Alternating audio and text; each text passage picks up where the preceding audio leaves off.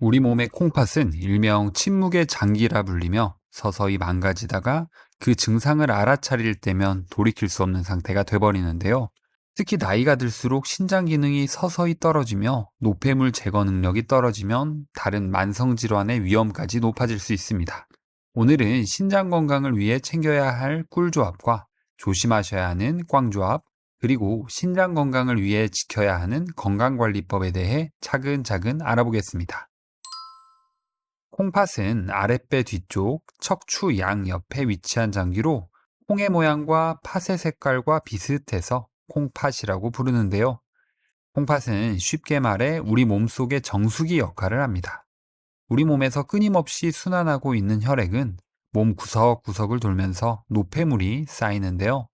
그래서 이 탁한 혈액이 신장을 거쳐갈 때 신장은 정수기 역할을 해주며 깨끗한 혈액으로 바꿔주고 노폐물은 몸 밖으로 빼내줍니다. 신장에는 대략 200만 개의 네프론이라는 필터를 가지고 있는데요. 이 필터를 통해 하루에 180리터의 혈액을 걸러주며 노폐물을 소변으로 배출하고 체내 염분과 수분의 균형을 맞춰줍니다. 이렇게 체내 염분을 조절해주기 때문에 혈압이 정상적으로 유지될 수 있는데요. 이렇게 우리 몸의 중요한 역할을 하는 신장은 문제가 생기더라도 초기의 증상이 거의 없기 때문에 조기 발견이 어렵습니다.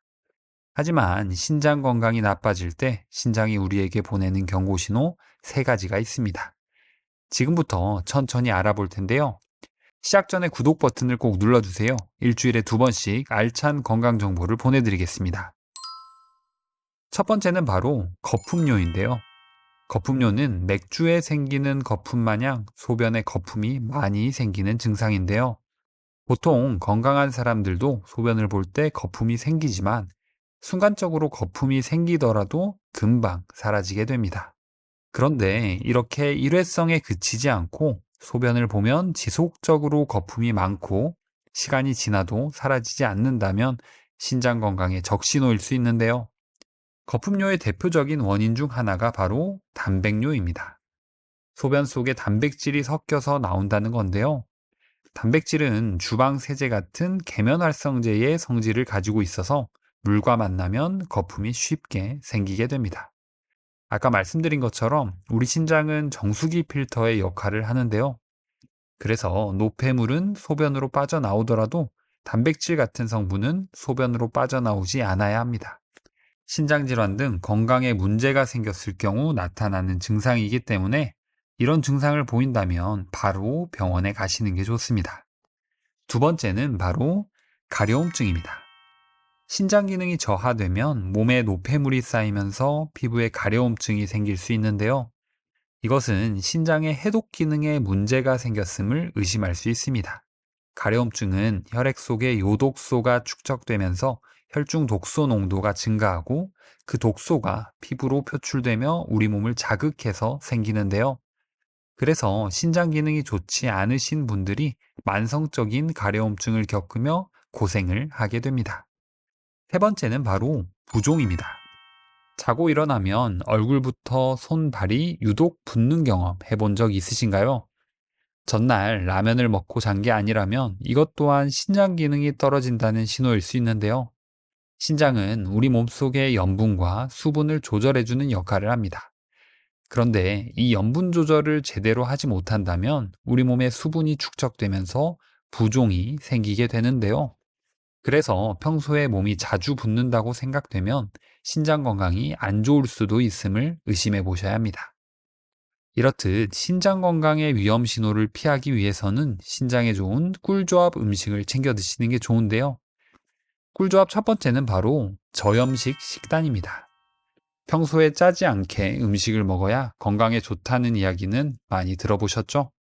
나트륨 섭취를 줄이게 되면 우리 몸의 혈압이 낮아지면서 신장의 부담이 줄어들게 되는데요. 나트륨은 우리 몸속의 수분을 머금게 만드는 전해질로 사용됩니다. 그래서 나트륨을 많이 먹게 되면 혈액 속의 수분이 더욱더 늘어나는데요. 이렇게 되면 혈압 상승으로 이어져 고혈압이 생기는데 이 과도한 압력이 우리 신장에 무리를 주게 됩니다. 또 나트륨 섭취가 많아지면 우리 몸에 나트륨을 배출하기 위해서 신장에서 과부하가 일어나기 때문에 꾸준하게 너무 많은 염분을 섭취하게 되면 신장 기능을 떨어뜨릴 수 있게 됩니다. 그래서 우리가 음식을 할 때 소금을 많이 뿌리는 대신 마늘이나 생강, 허브 같은 향신료를 사용하는 방법이 있는데요. 이런 향신료를 사용하면 풍미를 높이게 돼서 자연스레 소금 사용을 줄일 수 있습니다. 추가적으로 마늘과 생강 같은 향신료에는 알리신과 진저롤 같은 생리활성 화합물이 들어 있습니다. 이것들이 산화 스트레스와 염증을 줄여주면서 신장을 오히려 보호하는 데 좋은 역할을 해줍니다. 또 마늘 속의 알리신 성분은 혈관을 확장해주는 데 도움을 주는데요. 평소에 혈액이 다니던 길이 더 넓어지기 때문에 혈압을 낮추면서 신장의 부담을 줄일 수 있는 좋은 장점이 있습니다. 꿀조합 두 번째는 바로 물을 잘 챙겨 마시는 것입니다. 신장은 우리 몸속의 노폐물과 과도한 수분을 몸 밖으로 내보내는 역할을 하는데요. 그래서 물을 충분히 마셔주면 자연스레 소변량이 늘어나게 되고 노폐물을 배출하며 요로 감염과 신장 결석을 예방할 수 있습니다. 물을 적게 마시는 경우 소변이 농축되어 노란 오줌이 되는데요. 이렇게 소변이 농축되면 신장 결석이 만들어질 수 있는 위험이 높아지게 됩니다. 그래서 물을 잘 챙겨 드시면 이를 예방할 수 있는데요. 그렇다면 물을 얼마나 챙겨 먹는 게 좋을까요? 물은 한꺼번에 마시는 것보다 하루에 나눠서 규칙적으로 마시는 게 좋습니다. 우선 아침에 일어나서 공복에 먹는 물 한 잔은 여러 효과가 있는데요. 혈액과 림프액의 양이 늘어나며 노폐물 배출은 물론 장 운동을 촉진해 변비를 예방하는 데 좋습니다. 이때는 21도에서 24도씨 온도의 미지근한 물을 천천히 한 모금씩 마시면서 수분 공급을 해주는 게 가장 좋습니다. 그렇다면 찬물을 먹어도 되는지 궁금한 분 계시죠? 공복에 갑자기 찬물이 들어가면 자율신경계가 과도하게 자극돼 부정맥 등의 심장 이상이 생길 위험이 있는데요. 특히 나이가 많으신 분들의 경우 기초대사량이 떨어진 상태에서 찬물을 드시게 되면 체온이 떨어지고 위장의 혈류량이 떨어지면서 소화액 분비가 줄어들어 소화장애를 유발할 수 있으니까 주의하셔야 합니다. 또 고혈압이 있고 뇌동맥류나 뇌출혈을 앓으신 분들은 물을 빨리 드시면 뇌혈류량이 갑자기 증가하면서 뇌혈관에 문제가 생길 수 있으니까 물은 천천히 여유롭게 드시는 것이 좋습니다. 꿀조합 세 번째는 바로 결명자차입니다. 결명자차를 먹으면 이뇨 효과가 탁월해서 체내에 쌓인 노폐물과 과도한 수분을 소변으로 배출시켜 주는데요. 이렇게 신장의 부담을 줄여주고 신장 기능을 촉진해 우리 몸의 체액 균형을 유지해 줍니다. 또 결명자에는 페놀 화합물과 플라보노이드 같은 항산화 물질이 풍부한데요. 이 항산화 물질은 우리 몸의 활성산소를 제거해줘 세포가 손상되는 것을 방지해 줍니다. 또 결명자에 포함된 항염증 성분은 염증 반응을 억제해주는 효능이 있어 신장 조직의 염증을 줄이는 데도 좋습니다. 예로부터 결명자차는 간 건강에 좋다고도 알려져 있는데요. 간 기능이 좋아지면 더불어 신장의 부담을 줄여주기도 합니다. 간과 신장은 함께 작용해서 체내의 독소와 노폐물을 제거하기 때문인데요. 그래서 결명자차는 신장뿐만 아니라 간 기능에도 도움을 줍니다. 그렇다면 신장 건강에 안 좋은 꽝조합은 어떤 게 있을까요? 신장 건강을 해치는 꽝조합 첫 번째는 바로 고지방 음식과 튀긴 음식입니다. 고지방 음식은 포화지방과 트랜스지방이 많이 들어 있습니다. 이 지방들이 우리 몸에 흡수되고 축적되다 보면 동맥경화를 유발하는데요. 동맥경화는 혈관이 좁아지고 혈류가 감소하게 되면서 자연스레 혈압을 높이는 원인이 됩니다. 그래서 이 동맥경화는 고혈압으로 이어지게 되는데요. 고혈압은 신장 혈관에 강한 자극을 주기 때문에 신장에 무리를 줄 수 있습니다. 그리고 고지방 음식과 튀긴 음식은 우리 몸속의 염증 반응을 유발하는데요. 염증성 사이토카인의 분비가 촉진되면서 우리 몸 전체에 걸쳐 염증 수치를 높이게 됩니다.